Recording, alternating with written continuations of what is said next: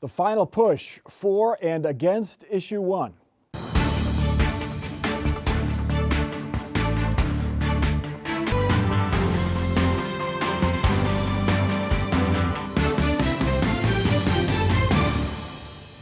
Welcome to Columbus on the Record. The questions when this brief issue 1 campaign started were, how many voters would turn out and which side could turn out their voters? The answers will come Tuesday evening when voting ends on the proposal to make it harder to change the Ohio Constitution. A yes win would require future amendments get 60% of the vote instead of a simple majority, and signature gathering requirements would be much more difficult for citizen groups to get on the ballot. Both sides say they want to protect the Constitution from out-of-state special interests, yet both are getting money from those out-of-state special interests. And all that money is fueling a lot of TV ads in these final days. Mike Gonidakis, when this started, we didn't know what to expect. Statewide election in August, first time since the 1920s. But most people thought it would be low. They've exceeded expectations as far as turnout has gone. As a supporter of issue 1 and a leader in that campaign, does that worry you or give you solace that turnout has been so high? Yeah, it excites me because Ohioans, as I predicted back then in May, there was a false narrative to say that an August election would be low turnout. It's a great turnout so far. I've read countless articles from reporters across the state saying turnout's great here, there, and everywhere, even in the rural communities. Look, all of our expectations with our base have been exceeded with early voting, and the other side can say the same thing. This is great for democracy. This is what we wanted. Let the people come to public square, have a debate, and then cast their ballot. It's working. But in the urban and suburban areas, Democrats are far outnumbering Republican voters. We can guess that they are voting against issue 1. Maybe. Do you have enough in the rural areas to counteract that? Yeah, look, at the end of the day, we need about 3 to 4 persons per 10 in Cuyahoga County and Franklin County to be successful statewide. It's a model that's worked in the past and it can work this time. So when you see those long lines, as long as 3 or 4 persons in that line of 10 or more, of course, vote for yes, issue 1, we'll do well in other counties and we'll win. Desiree Tims, you're one of the leaders in the no side. The rural voter turnout has increased in recent days, in the past week or so. Republicans are usually reluctant to early vote. Now they seem to be more willing to. Does that worry you? Not at all. We've been organizing all summer when the Republicans pulled this scam of election in August. We have labor union leaders, we have teachers, and some of our people are also in rural areas, and we've been organizing to get them to the polls. So I am thrilled, much like my opponents on the other side, with the level of turnout that we have, because August elections are generally not a good idea. And I might add that we are still having trouble recruiting and retaining poll workers. And so it's still going to be a lot of work and a tedious night for a lot of people on the front lines, but we're committed to seeing this through. Yeah, 3 big days as of Friday afternoon, 3 big days of early voting left. Saturday, Sunday, and then, of course, Election Day on Tuesday. Joe Ingles, what are you looking for as votes start to come in Tuesday evening? I'm going to look at those early votes, and I'm going to see how solid those are against issue 2. You think that the conventional wisdom, if you follow it, would be that the Democrats and Democratic-leaning issues, which against issue 2 would be, should come in higher. And I had talked with Alex Triantafylou over at the Ohio Republican Party, and he said, yeah, they're trying to get out there and get their Republican voters to vote early, because that's what they notice on election night, is that those early votes tend to skew more Democratic, and they want to see more Republicans represented in that. So that's what I'm going to be looking for. Mike, early on, you kind of panned the early ads from the no side, but in this past week, the yes side is going to outspend the no side on TV ads, according to reports. What's changed to make TV advertising so important to your campaign now? Just saturating the marketplace with education, what really is at stake. If my reports are correct, the no side actually just did a huge buy the last couple days. I think their internal polls show this to be a very tight race, the way our internal polls do.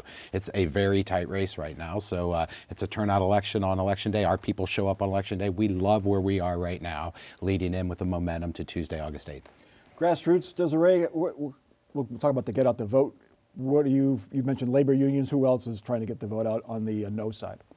We have Black leaders from civil rights organizations, teachers, grandmas, grandpas, people who care about democracy, one person, one vote. And so we are calling on a lot of different constituencies to make sure people are voting, particularly young people in BIPOC communities.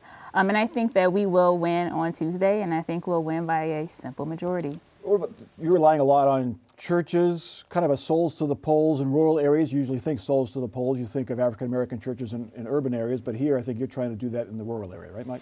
We're doing it everywhere. Look, there's Catholic parishes in big cities. I spent a couple days in Toledo visiting various parishes, Catholic parishes, with all denominations. So absolutely, yes, we're doing that. But we're relying on our firefighters. We're relying on our police officers too, because they're rejecting what their union bosses in downtown Columbus are saying when they see what's on the line. So our strength is the diversity of our coalition, Mike, and that's the beauty of it. Whether it be faith-based, whether it be family farmer or a business, we're all coming out to vote.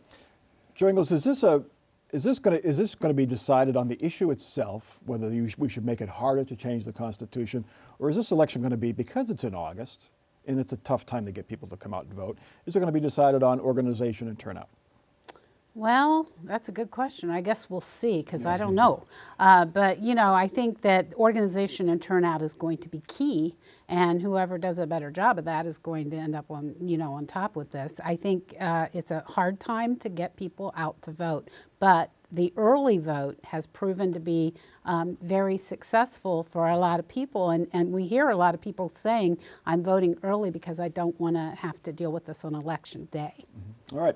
Because issue 1 is a pre-referendum on the abortion issue, churches and their members have a lot at stake on Tuesday. The Catholic Church officially is neutral, but here in Columbus, Bishop Earl Fernandez has sent word to priests that if they wanted to urge members to vote yes, they could do so. The Council of Churches, which includes more liberal members, is more direct. It urges voters to reject issue 1. Desiree Timms, there's a separation of church and state, and churches aren't supposed to get involved in politics. Is there any level of discomfort that both sides are really tapping into their faith leaders, and the faith leaders are actively involved in this? Is there a danger in that, I guess, is my question. I don't think there's a danger in that. I think faith leaders have been on the front lines of civil rights movements in this country for a very long time. Martin Luther King Jr. was a minister. I think people forget that. And so I know for my faith and for my community, we certainly lean on the church, because the church is the community in terms of sharing values. Now, in terms of politics or endorsing candidates, legally they should not do that. But when we're talking about public policy and values that align with, I'm Christian, so my Christian faith, then I certainly expect to hear some sort of echoes within other people who share my faith. Now, Mike, churches can't endorse candidates, but this isn't a candidate election. This is an issue election. This is the Constitution. So churches are free to do whatever they want and not lose their exempt status. Yeah, according to the IRS, federal law, state law, local law, absolutely. Churches, ministers, pastors, all denominations, all walks of life, faith, can stand up and urge their parishioners to vote yes or to vote no, and they can do that 6 days a week and twice on Sunday. And we're encouraging them to do that. And it's the right thing to do. As Desiree said, I think she gave a great answer. It's hard for me to echo anything else. That's our community. That's who we rely on. We look to our pastors and ministers, and that's why we're working so closely with so many denominations across the state. Joe, this is really the first time, I think, since the gay marriage ban went in 2004, that amendment was passed, that churches have been sort of front and center in a campaign. We're going to see it more come the fall when abortion is on the ballot. Well, yeah, I mean, the abortion issue is driving a lot. People are paying attention in churches because of that issue.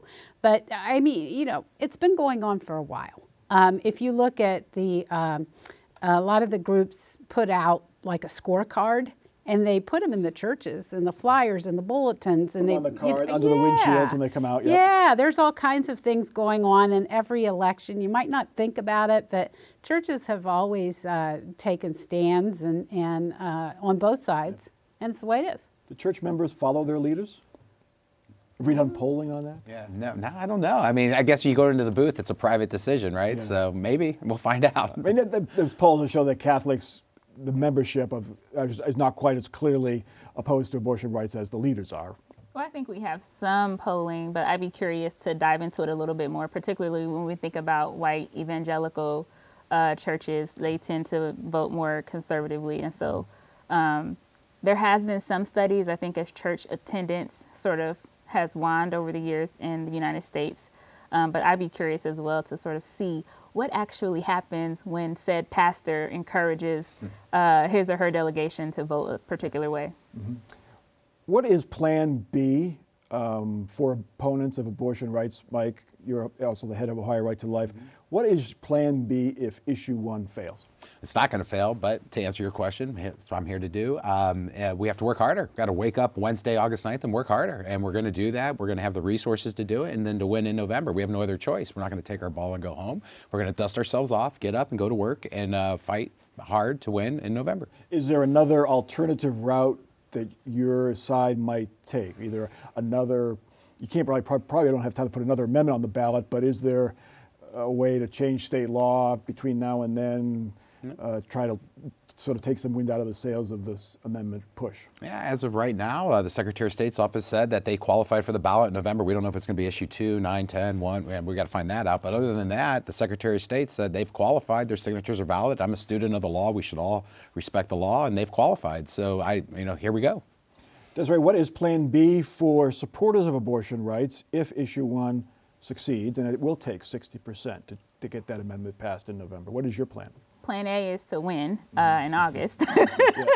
And then should the results not be favorable, we are going to continue to organize and mobilize our community to make sure that they vote in November to solidify that right. I think we will also amplify the stories of real families and real people and the traumatic experiences that they're going through because of these laws. And I think that will certainly heighten in terms of the media and the stories that people will hear as we get closer to November. Will it be harder if you have to get 60% in November to get this abortion rights amendment passed? Will it be harder to get national money, to get people to give to this? Because it will be that much harder to win that race.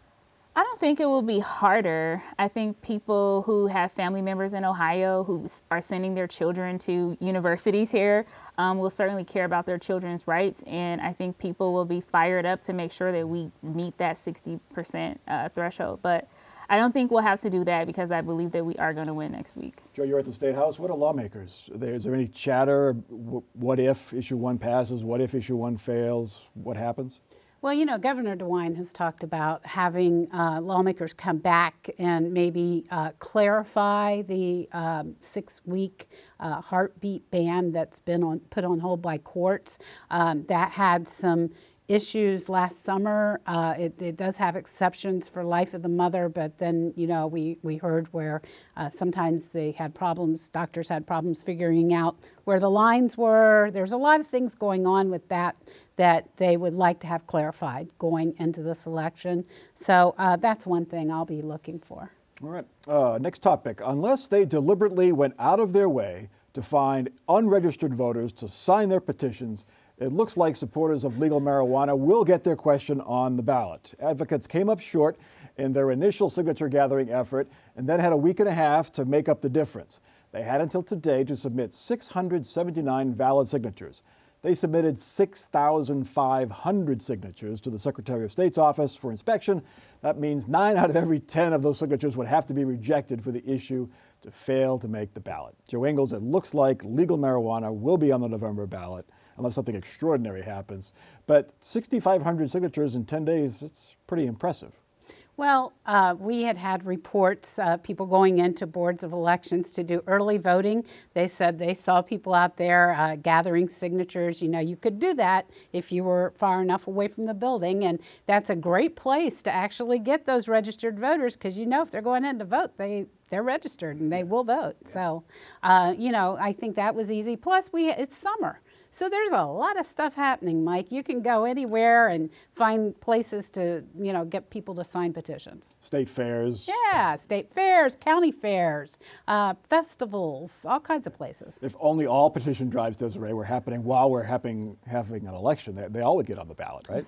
It's like shooting fish in a barrel. You sit outside the Franklin County Board of Elections, and you just say sign here and you're good. It's a great strategy. I think what we see with marijuana is the exact idea and notions that we're talking about with the Issue 1 campaign. Because they had that cure period, they were able to secure those additional signatures, and that's just one more reason why I believe that we're going to be successful next week. But marijuana is something that may drive out younger voters and also men and folks who consume marijuana. The cure period would go away if issue 1 passes. That is the 10-day grace period if you That's fall right. short to get more signatures. Mike, what's the messaging? Because you oppose this the legal marijuana, correct? Medical, I You support. support I'm a member of the legal- medical board. We support medical marijuana. But you oppose the legal recreational marijuana Correct. proposal. What is the messaging that the opponents to this will use in the coming months? I'll have to work an eighth of the way I've been working for issue 1 because it'll fail. We've got too many drugs on the street. We've got too many people dying, overdose, Oxycontin, heroin. We don't need another street drug, a gateway drug. I think Democrats and Republicans will agree easily, whether the standard's 60%, 50%, this would be 50% plus 1 initiated statute. It's not going to pass. It's going to go down because I think a vast majority of Ohioans don't believe we need more drugs. We need less drugs. Too many kids are dying in this state. That message with an opioid crisis, Desiree, really rings true for a lot of folks. Is that effective? It hasn't been as effective in other states, and I think when you compare Ohio to Michigan, the state up north, and we see other states around the country who have legalized marijuana and people see some of the tax benefit and the business opportunity in it, I do think there will be arguments on the supporting side that may be more persuasive this go around because it failed last time. And so I'd be curious to see how the proponents sort of learn from the mistakes of the previous campaigns. Again, Joe, the State House reaction, this likely will be on the ballot now. They've been reluctant to do anything on Right. this. The Senate president wants nothing to do with Right. legalizing marijuana. Governor DeWine, I believe, agrees with him. Do they do anything, or they just see where the chips fall in November? Well, it's a good question to see what they do with it. But, it's not, when Ohioans looked at marijuana before, it was 2015, I think. And back then, marijuana was different in people's eyes because they hadn't traveled to different places so much that had legal marijuana.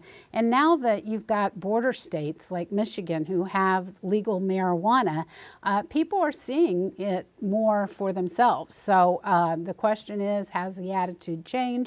If you look at public opinion polls, it certainly suggests that it has. Yeah, I would say respectfully, Desiree, that comparing Ohio to Michigan, obviously we're Buckeyes, but leaving football aside, is a misnomer because, look, the state of Michigan elected a very liberal Democrat, and the state of Ohio elects a very conservative Republican. And a lot of Republicans, I think our voting trends are just polar opposite, even though we're touching each other. I don't think it's always good to do a Michigan-Ohio comparison because the people that we elect, the things that we agree on are completely different, outside of sports, of course. A lot of Ohioans travel to Michigan to get marijuana, drive it back.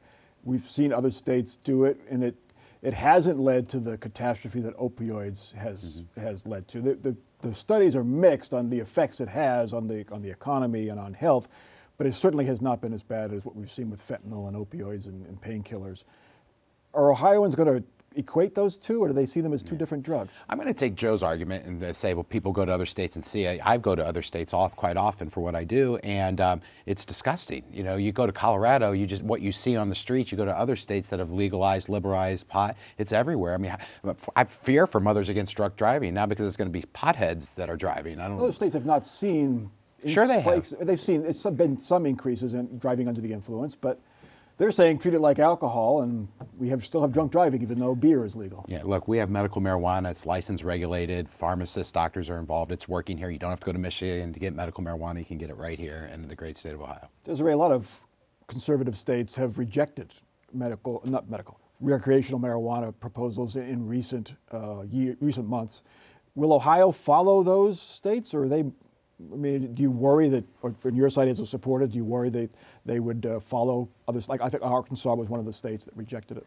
I don't, because our demographics are different from a lot of conservative states, and I believe that this will be an issue that will motivate turnout. And so I think we're looking at a different type of electorate when we have marijuana and abortion on the same ballot at the same time. Joe, what do you think that does? These two issues, do you think there's a lot of split vote here? Were you going to vote against legal weed, but for against pot, but for abortion rights? Is there crossover there? Okay, let's just say, first off, I don't believe any of the polling. So let's throw that out. If you look right now, when they poll, they're looking at likely voters. I think what this marijuana issue is going to do is going to bring out voters who are not likely voters. So that throws everything, kind of in in play. In 2018, and Mike, you're going to hate this, but in 2018, I looked at Michigan. The turnout was 11% higher than the 7 previous midterm elections, and 2018 was when Michigan had pot on the ballot. And then if you look at the ages were younger. People were in that 18 to 29. There was a huge increase in that age group. So those are age groups that could, if Ohio follows Michigan's lead, Mike doesn't think it will, but if it were to follow that, it could really help the abortion issue. So how does this play with they're both on the ballot, Mike, from your perspective? It not only galvanizes, it super galvanizes the faith-based community in Ohio, all denominations, non-denominational people, because now we have not one but 2 major issues that impact the quality of life and our way of life here in Ohio. And I will tell you, every faith-based Christian voter in this state, and other faiths as well, will vote no on whatever the number of those issues are, 1 and 2, 3, 4. I disagree with that. I think that a lot of the faith leaders will see this as an opportunity to decriminalize marijuana and to make sure people who have suffered from having a very small amount of marijuana serving a substantial amount of time re-entering society. It is going to shift dynamics as we talk about criminal justice reform and even talking about access to abortion. I mean, the doctors are going to be on the front lines in November as well. I agree. I think the electorate is going to be different. And I don't know that it's something we can forecast in terms of stale polling data. Yeah, plus you've got school levies. It's really going to be an odd election. While ballot issues are the big issues here in Ohio, nationally, of course, the big issue is former President Donald Trump's 3rd indictment. This one for conspiracy to overturn the 2020 election. For the most part, Ohio Republicans are either endorsing the former president and showing full support, or they're staying quiet. The latest to endorse the man who claims the 2020 election was stolen is the man who ran Ohio's 2020 election, Frank LaRose. LaRose hopes that he will be the Republican on the ballot with Donald Trump as LaRose is running in the Republican primary for U.S. Senate. Mike Onondagas, any other elected official, from city council to state lawmaker to governor, you're indicted 3 times, your career is likely over. You're not going to get elected. Donald Trump continues to show support, even grow support, even among Ohioans. Yeah. What does it take for people to say, you know what, he might not be the best guy? Well, he's been found guilty. He's been indicted. You know, you're innocent until proven guilty. It's the greatest thing we have in our country, right? It's why men and women fight battles to protect that constitutional right we have. But at the end of the day, Mike, you know, what President Trump allegedly did or said using his First Amendment right, of course, is no different than what Hillary said, claiming the election was stolen from her. Stacey Abrams continued to this day says, yet no indictments, no charges. And Mike, that's what. But she didn't set up a slate of false electors. She didn't ask the Secretary of State in Georgia to find her votes. This is different than complaining after an election that that you lost. This is a step beyond that. Would you agree? Well, no, I won't. I don't agree, I should say. But we're going to let obviously the judicial system play out, and we'll see what happens. But I don't believe Donald Trump is ever going to be found guilty of indictment 1, 2, or 3. He's going to run for president, and he may or may not win. Desiree, Ohio Republicans still continue to endorse Donald Trump. Why aren't Democrats why can't they use that against them? What have they not done to attract the working class voter to say, you know what, we shouldn't be electing again a person who's been indicted, not convicted, but indicted 3 times? Well, Larry Householder won re-election after that scandal broke. And so I think when we think about how people vote and how people act, all politics are local. And so even Donald Trump's most loyal supporters may see that it's wrong or they disagree with January 6th, but they don't believe he should be indicted or imprisoned for it. And I think that he has a stronghold on the Republican Party. I do believe that Donald Trump is going to be the nominee, and I believe that all of the Republicans in Ohio will fall in line. What we're going to do is make the case and talk about why Joe Biden and Kamala Harris should be reelected. And it's, again, going to be a ground game in mobilizing people, and hopefully that breaks through this time. Joe Ingles, Frank LaRose, he kind of had no choice. He has to endorse Donald Trump, right, in his race for Senate? Yeah. I mean, Frank LaRose wants to be U.S. Senator, and he knows, last time he wanted Donald Trump's backing, and he wants it this time. So that's not a new thing. And Bernie Moreno had Trump's endorsement, quasi-endorsement early on in the last race, and then bowed out. Anyway, it's time now for our final off-the-record parting shots. Desiree Timms, you're up first. I believe that the Democrats are going to be successful on Tuesday, and I am predicting that we will win by a simple majority. just 51-49? Would it be wider than that, do you think? I hope that it's wider, but at a minimum, simple majority. All right, Mike. Mike, I believe Ohioans are going to be successful on Tuesday, August 8th, and Democrats, Republicans, police officers, pro-life, pro-family people are coming together, and we will win. Maybe it's 51-49. I don't know. 52-48. It'll be close. Absolutely, it's going to be close, but I believe we'll be successful on election night. All right, Joe Ingles. And I believe Ohioans are going to get really tired of going everywhere this weekend and having people talk to them about issue 1. I mean, you think about all the things that are going on. I think every canvassing group I know of is going to things like the Irish Festival and the Billy Joel concert, and you name it. You're probably going to get someone talking about issue 1 there. I don't know if they're going to be talking about issue 1 here, but Ohio's second annual Bigfoot Festival is this weekend in the Hocking Hills. Ohio ranks 4th in the nation in Bigfoot sightings. Not sure if that should be a source of pride or chagrin, but I predict Ohio's ranking will improve if voters legalize recreational marijuana in November. So there. And also good luck to the 6,500 bicyclists riding this week in Pelotonia. They are riding for a great cause, defeating cancer. Good luck. Congratulations. Stay hydrated. That is Columbus on the Record for this week. Continue the conversation on Facebook, and you can watch us anytime at our website, wosu.org/COTR, or on the PBS video app. For our crew and for our panel, I'm Mike Thompson. Have a good week.